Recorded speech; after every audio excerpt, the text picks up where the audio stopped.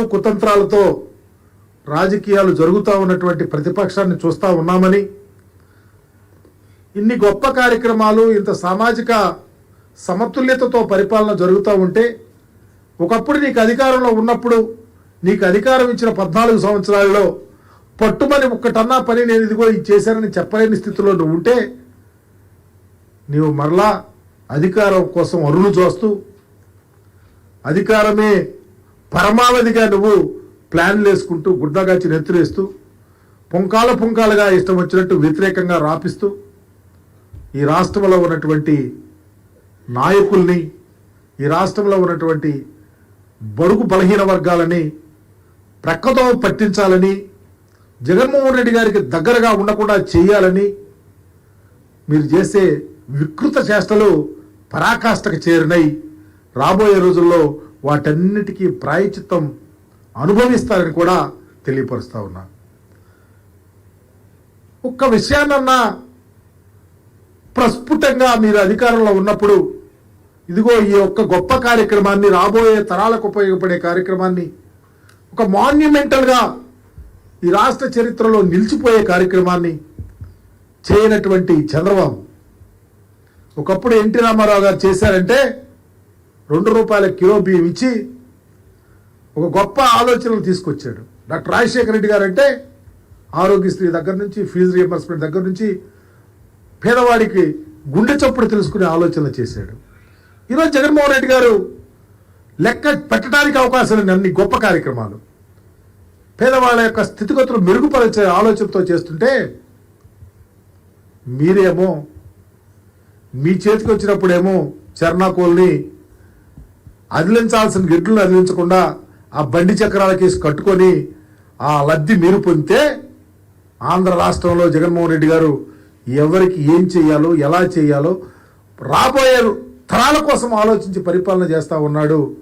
దానికి నిదర్శనమే ఈరోజు మేధావులు, ఉద్దండులు, ఆలోచనాపరులు ఇతర రాష్ట్రాల నుంచి వచ్చి శభాష్ జగన్మోహన్ రెడ్డి గారు, శభాష్ ఆంధ్రప్రదేశ్ పరిపాలన అని చెప్తా ఉన్నందుకు మేము గర్విస్తూ ఉన్నాం. ఆయనతో పాటు ఆయన పరిపాలనా స్థలంలో భాగస్వామ్యానికి కూడా ఆయనకు ధన్యవాదాలు కూడా తెలియపరుస్తా ఉన్నాం. ఇంత గొప్ప ఆలోచనలతో పరిపాలన చేసే ముఖ్యమంత్రి కోసం తప్పకుండా రాబోయే రోజుల్లో ఇంకా ఉన్నత ఆశయాలతో, ఎక్కడన్నా ఒకటి ఆ మిస్టేక్స్ జరుగుతున్నట్టు తెలిస్తే వాటిని కూడా సరి చేసుకొని, ఆ ప్రతిపక్షం ముందు కూడా అందుకే ఎక్కడ తప్పు జరిగితే ఎత్తి చూపించాలని చెప్పలేరు, లేకపోతే ఇదిగో ఈ తప్పు చేస్తారని చెప్పలేరు.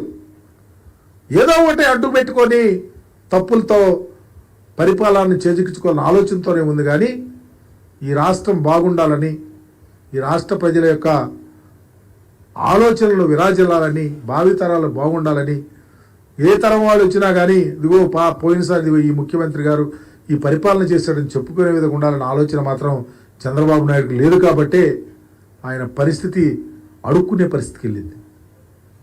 రాజకీయాల్లో 175 నియోజకవర్గాల్లో నియోజకవర్గ క్యాండిడేట్ని పెట్టలేనటువంటి ఈ 14 ఏళ్ల ముఖ్యమంత్రిగా పనిచేసిన నాయకుడు, భారతదేశ రాజకీయాలను శాసించాలని చెప్పే నాయకుడు, దేశ ప్రధానులను నియమించాలని చెప్పే నాయకుడు 175 నియోజకవర్గాల్లో క్యాండిడేట్లను పెట్టలేవు.